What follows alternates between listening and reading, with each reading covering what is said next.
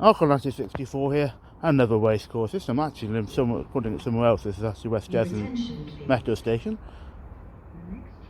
Metro have teamed up with Google Pay. A lot of fun. Rather than at Central Station I normally do, as I just managed to miss a metro and it's got about 5 minutes before the next one. So this is now Musselburgh, going on the 25th of March. Part of a very good actually 3-day event, well not in all 3 days, but in the north, shall we say. From Musselburgh today I'm going to Carlisle on the 27th, but not Kelso on the 26th. So I would have gone to Kelso on the 26th of March, but I've got my bi-monthly ball games club basically.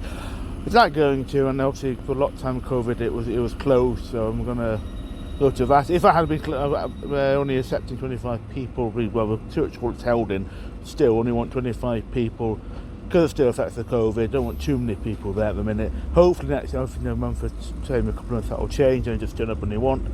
In fact, if that had been the case, I would have, I used to have done, I would have just gone to a racecourse and got there for about 8 o'clock in the evening, but it goes on to about 11. But given they want, you've only got 25 people, and it can get booked. It's going to get booked out. I don't want to be a bit of a prat and turn up at 8 o'clock, frankly. So I found that if I hadn't aimed to book with that, I would have actually gone to Kelso tomorrow, but I'm not. As I must have since September last year.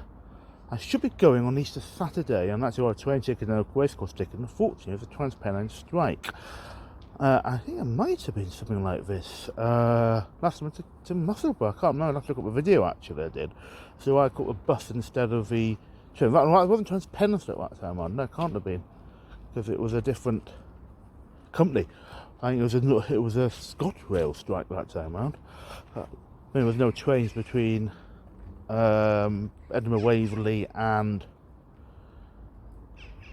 the Musselburgh Station. Now, if you know racecourse at all, you know the nearest station is actually Wallingford, not one after Musselburgh. Going down from Edinburgh Waverley, as I said, you get a train from I live in Newcastle to Edinburgh, and then you get a train back down the same line, but on the smaller stations basically. But I like the way we walk from Musselburgh actually. I think it's a nice place, Musselburgh. Now I'm actually taking a video of it going away, but I'm going to walk back down again to a racecourse.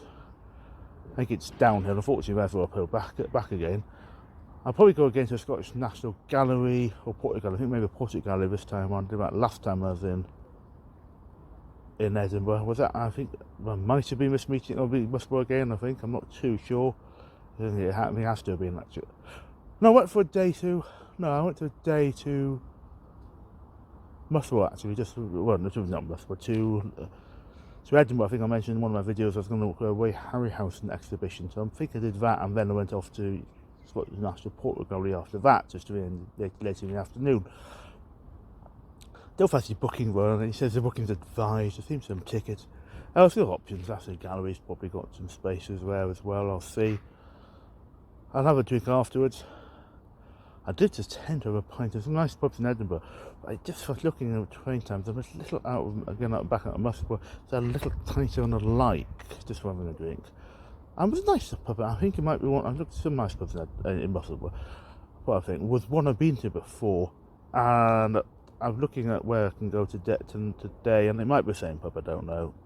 So I have a pint after racing, and then get the train, and then get a connection back home. So I've got Carlisle on Sunday. Musselburgh on the 16th. I had some insanity possibly, but this was too much in person financially and doing it because there were plans as well. Obviously, it could have gone anything every day from the 16th to Saturday through to the following, and not Sunday, as in 8 days in a row, as possibly like Plumpton the 17th, or the 18th. I'm actually going back. I'm really nice to Plumpton.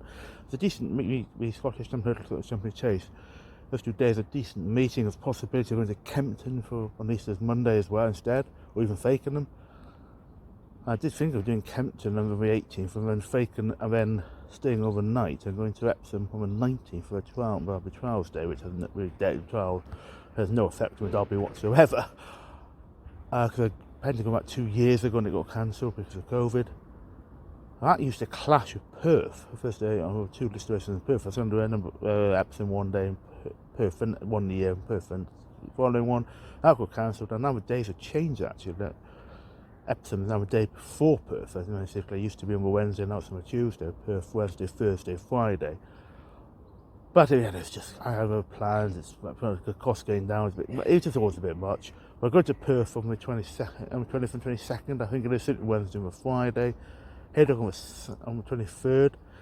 I would have possibly gone to Sandown ahead of Haydock actually. Back to Bet 365 Gold Cup Day, the old Whitworth. Because although I don't like doing racing things twice, and the only time I've been there 2016, as much as any as well, as to see the Celebration Chase, Oaksey Chase, and the Bet 365 Gold Cup, was to see Richard Johnson win his first jockey's title. And there's now a new major race, £100,000, I think it's novice handicap hurdle, some really major £100,000 total prize money. I'd like to get to that meeting, it's a good race. But the problem is the trains are just too expensive. So go and Whipping was a possibility. We're going to Haydock, really cheap tickets via Carlisle, only £3 each way from Carlisle, below 30 quid on the train to Wigan. Anyway, we're at the Metals Club, so I'll talk about it maybe later. So now at Newcastle Station. There's an actual Lumo train. The Lumo is a new company, service possibly through a Weaver, I can't remember. Going through basically from Waverley down to King's Cross and back up again. That's where they cover. It's like a strange list of stations they cover, which appears to be Edinburgh, Morpeth, Newcastle, London, and that's it. No stopping at Berwick. I've read that sometimes do services are supposed to compete with existing ones. They're not supposed to compete with LNER. Possibly Penn might for Berwick as well. I'm not sure about that. Unfortunately, it's 10 minutes late. We start first time on the train, although a train to Penham has also been cancelled to Edinburgh, so maybe Newcastle, so maybe there's a connection there. So I've got Ascot on the 7th of May, and probably we'll get a cheap ticket back again on the train. I've got a cheap ticket down, which is not the problem from Newcastle to London, not getting back cheap tickets. We're Goodwood on the 21st.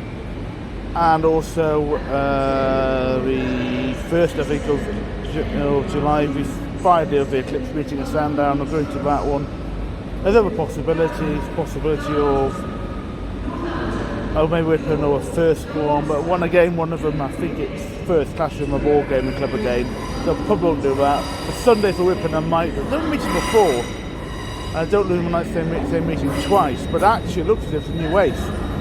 And where I went to, there's a good handicap not there, and there's a good 6 furlong race. So there's rather loud NER train coming in here.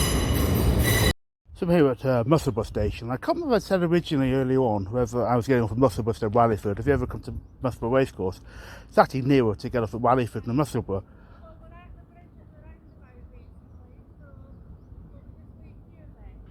There's just a few other people getting off there. But mostly, I was surprised it's a busy train. I was just wondering if they got off a wrong stop, but I don't think they did. I surprised me as many people got off at Musselburgh as they did actually. But it's a surprisingly busy train. I'm assuming it looks like we're all going racing, but it's about an hour for a first race. I'm surprised. I thought we might go with a later train, but apparently not. So it's, I think I've got to say, I quite like the centre of Musselburgh. It's a nice walk through there. It's very nice to do in the river.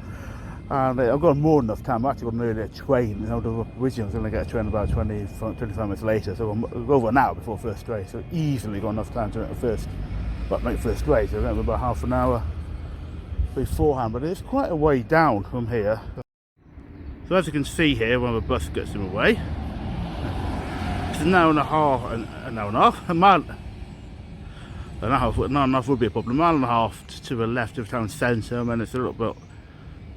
It's basically not far from the racecourse, but in fact you can see the extra free traffic cone here. Bizarrely. I consider having a pint just now, but I think going to Musselburgh, some nice pubs.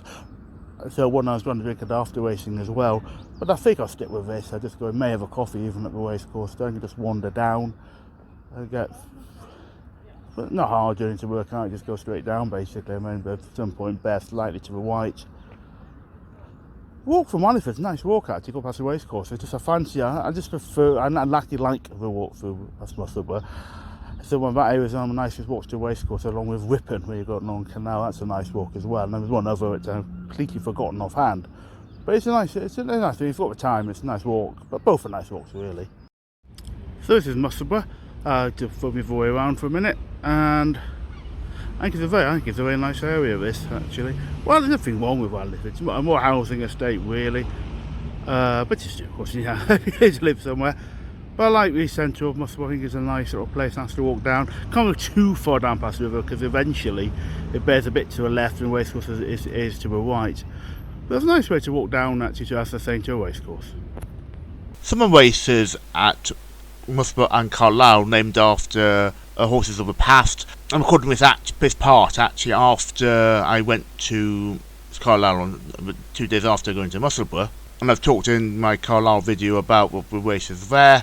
I talked in that video about Sea Pigeon quickly there, having one of the other horses on my childhood when he was having his battle of the monks with the champion hurdle. There's a few other horses here, races named after them. Grey Bomber, Dennis Smith, novice hurdler, who had won 5 races. I think it was of 82, 83 or 83, 84, not quite sure what horse had. He died out. He was electrocuted in a terrible incident. Apparently out with a cable having made some puddles live on his gallops.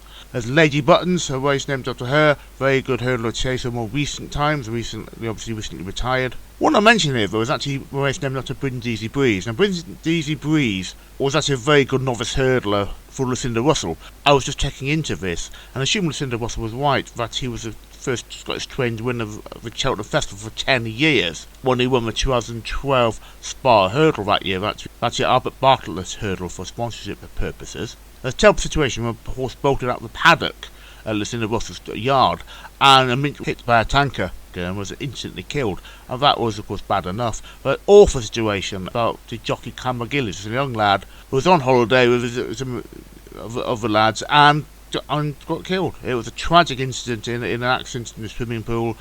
And so obviously, the Breeze's death, it was bad enough, but that was a terrible situation there. A promising horse and an even more promising jockey.